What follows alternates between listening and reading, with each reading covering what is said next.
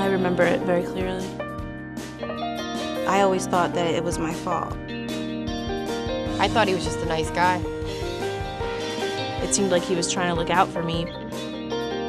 He was drinking a lot. I had never had sex before. I never did feel like this could happen to me.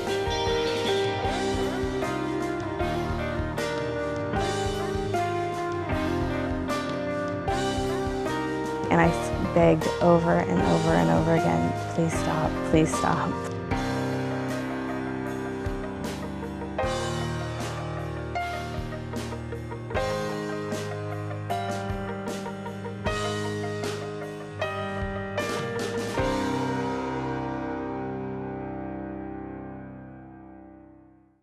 Sexual assault affects everyone across the board, whether you're a victim directly or maybe someone you know. Women at the ages of 18 to 25 are at the highest risk of being a victim of sexual assault. We know that there's definitely a higher incident in college-age women, and in campuses it may be that our numbers are higher because it might be the first time that someone's living on their own. They have a lot of autonomy, and I think it's young people. It's maybe the first time that they really have a lot of independence. We do see many of the patients in this age group may come in and say there was alcohol involved. They were drinking that night. Drugs and alcohol kind of lowers the inhibition, and it puts victims more at risk. We do know that perpetrators who perpetrate this crime, they look for a vulnerable person. They will actually look for someone maybe who has been drinking more or who is separated from the group. I think we all grew up to worry about the guy jumping out of the bushes. And while that does happen, 84% of our victims know their attacker. If you look statistically and we say 1 in 4 girls are sexually assaulted during their college career, it really is it's a time where women are really at high risks. College-age women don't realize the risks. I don't think they think it can happen to them. I never thought that anything like this could happen because I always thought that rape was something really violent, but the date rape thing is really different because you're with someone that you think you know, and you just totally get taken advantage of. To feel violated feels like you feel like you've been exposed, you feel like you're naked, like you have no clothes on. You have no control over that feeling. I had gone on vacation, Christmas break with my family.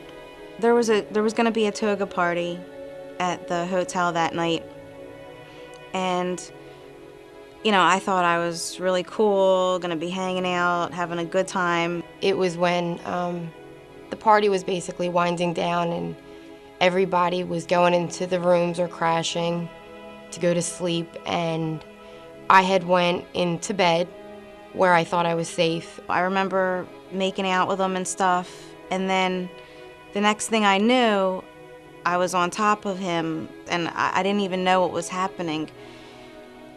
This man came beside me to lay down, and I was already sleeping. The way I was laying was sideways, so he put his hand, still not knowing that someone's behind me, put his hands in my pants to touch me. And I flipped out, and I panicked and told him to get out.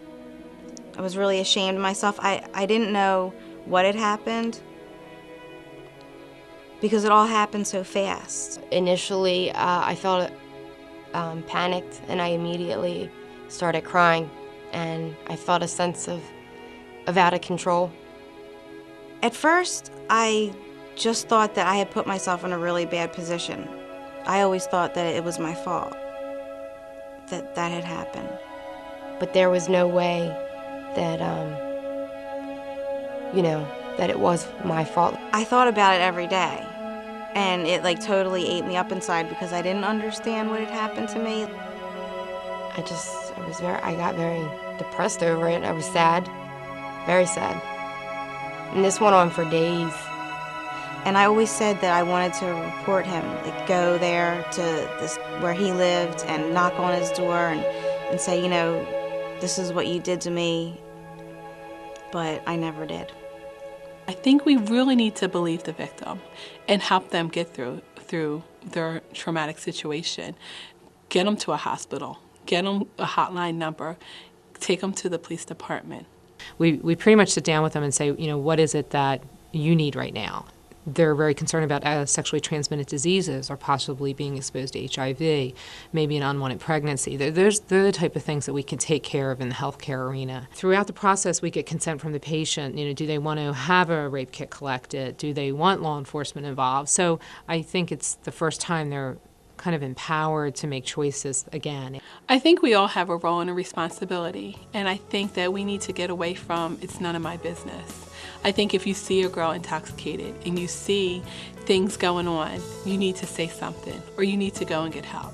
People who are reporting are actually standing up and also saying, it's not okay, we're not accepting it, and we want to make a difference in our kind of societal norm, that we don't want this to happen, we don't want these numbers to be so high. For women out there, like this is not okay to be violated, whether the circumstance be you are drinking alcohol and it's definitely not consented, like it's not okay and you need to speak up.